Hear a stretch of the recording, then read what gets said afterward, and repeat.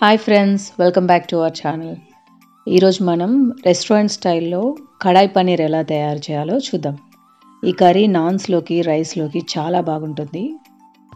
తయారీ విధానం చూద్దాం. ముందుగా ప్యాన్ పెట్టి పావు కప్పు వరకు ఆయిల్ని తీసుకోవాలి. తర్వాత క్యూబ్స్గా కట్ చేసిన క్యాప్సికమ్ ముక్కల్ని వేసుకోవాలి. ఇవి కాస్త దూరగా వేగాక క్యూబ్స్గా కట్ చేసిన ఆనియన్ ముక్కల్ని కూడా వేసుకొని రెండు కాస్త ఫ్రై అయ్యాక తీసి ఒక గిన్నెలో పక్కన పెట్టుకోవాలి. ఇలా ఒక 2 నిమిషాలు ఫ్రై చేసుకుంటే చాలు.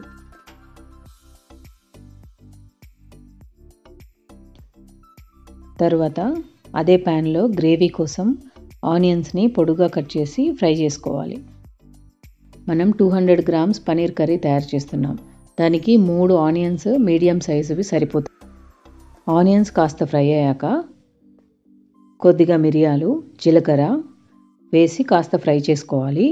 తర్వాత ఒక టమాటోని పొడవుగా కట్ చేసి వేసుకోవాలి. అన్నింటినీ చక్కగా ఫ్రై చేసుకున్నాక మిక్సీ జార్లో తీసుకొని వాటిని పేస్ట్ లాగా చేసుకోవాలి.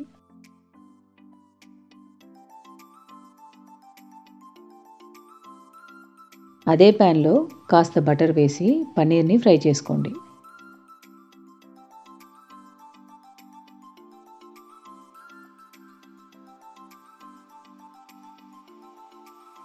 పన్నీర్కి కాస్త కలర్ రావడం కోసం ఉప్పు, కారం, పసుపు కొద్ది కొద్దిగా వేసి ఫ్రై చేసుకోండి.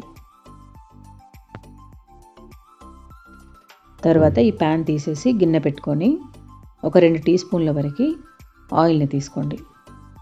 తర్వాత కాస్త సాజీరా, లవంగాలు, నల్ల ఇలాచి, దాల్చిన చెక్క, గ్రీన్ ఇలాచి, బగారా ఆకులు 2, కశ్మీరీ కారం వేసుకొని ఫ్రై చేసుకోండి. దీంట్లోనే ధనియాల పొడి, జీలకర్ర పొడి, పసుపు వేసి ఫ్రై చేసుకోండి. లో ఫ్లేమ్లో పెట్టుకొని మసాలాలని యాడ్ చేయాలి, లేదంటే కారం మాడిపోతుంది.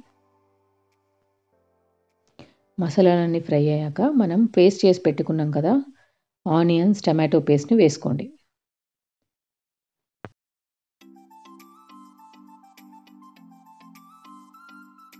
గ్రేవీ 2 నిమిషాలు ఫ్రై అయ్యాక కర్రీకి సరిపోయేట్టు ఉప్పు యాడ్ చేసుకోండి. తర్వాత ఒక స్పూన్ వరకు అల్లం యాడ్ చేసుకోండి. అల్లం నూనెలో అయినా వేసుకోవచ్చు. 1.5 గ్లాస్ వరకు వాటర్ని వేసుకోండి.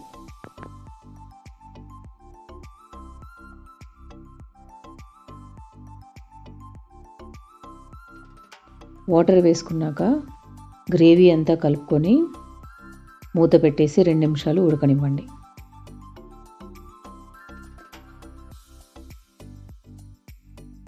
రెండు నిమిషాల తర్వాత చూడండి, ఆయిల్ ఇలా సపరేట్ అవుతూ పైకి వస్తుంది. తర్వాత మనం ఫ్రై చేసి పెట్టుకున్న క్యాప్సికమ్, ఆనియన్తో పాటు ఒక టమాటోని క్యూబ్స్లా కట్ చేసి వేసుకోండి. ఇప్పుడు మరొక 2 నిమిషాలు మూత పెట్టేసి కుక్ చేసుకోండి.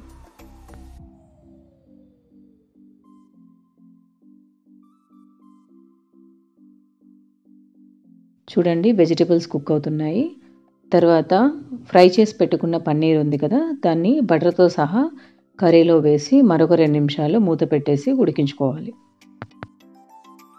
ఒక పావు టీ స్పూన్ వరకు కసూరి మేతి తీసుకొని క్రష్ చేసి కర్రీలో వేసుకోండి.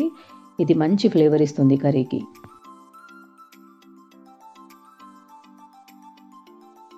కసూరి మేతి వేశాక కర్రీ అంతటినీ చక్కగా కలుపుకొని మూత పెట్టేసి మరొక 2 నిమిషాలు కుక్ చేసుకోండి. చూడండి, ఆల్మోస్ట్ కర్రీ అయిపోయినట్టే.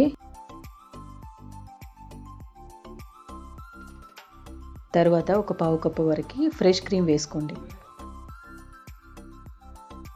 క్రీమ్ వేయడం వల్ల మసాలాలంతటినీ బ్యాలెన్స్ చేస్తుంది, క్రీమీ టెక్స్చర్ వస్తుంది కర్రీకి.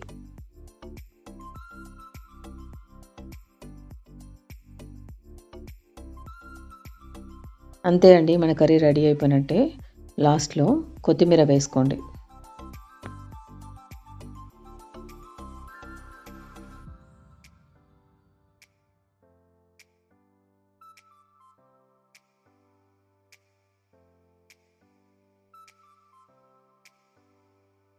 కొత్తిమీర వేసుకున్నాక మరొక 2 నిమిషాలు మూత పెట్టేసి కుక్ చేసుకోండి.